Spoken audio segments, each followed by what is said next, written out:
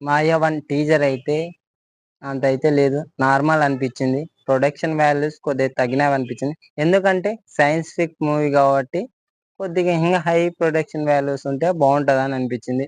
ఇంగ background music అయితే డీసెంట్‌గా అనిపిచ్చింది.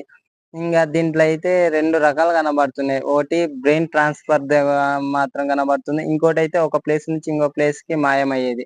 ఈ 2 అనేది కనబడుతున్నాయి. ఈ బ్రెయిన్‌దనేది ఎలా ఉందంటే నాకీ 'సందీప్ కిషన్' గారి 'ప్రాజెక్ట్ జెడ్' ఉంది గదా! సేమ్ కొద్దిగా అలా సిమిలర్ ఉంటదా? డిఫరెంట్‌గా ఉంటే బావుంటదని నాకనిపిచ్చింది. ఇంకోటేందంటే మళ్ళా మనోళ్ళు కొందరు ప్రాజెక్ట్ కే అని అనుకుంటారు. ఎందుకంటే 'సందీప్ కిషన్‌కి' ఒక హ్యాండ్‌కి ఉంటది గదా! కలికిల గూడా అలా ఉండడం వల్ల అలా మళ్ళా కాదనుకుంటారు. కానీ డిఫరెంట్‌గా ఉంటది. మళ్ళా సైంటిఫిక్ మూవీ కాబట్టి 'సందీప్ కిషన్‌కి' ఈసారి మంచి హిట్ పడాలని నేననుకుంటున్నా. ఎందుకంటే ఊరి పేరు 'భైరవ కోనల' అంటే ఇంగ హై హిట్ పడతదనుకున్నాం. కాకపోతే నార్మల్ అనిపిచ్చింది. ఇప్పుడు టీజర్ అయితే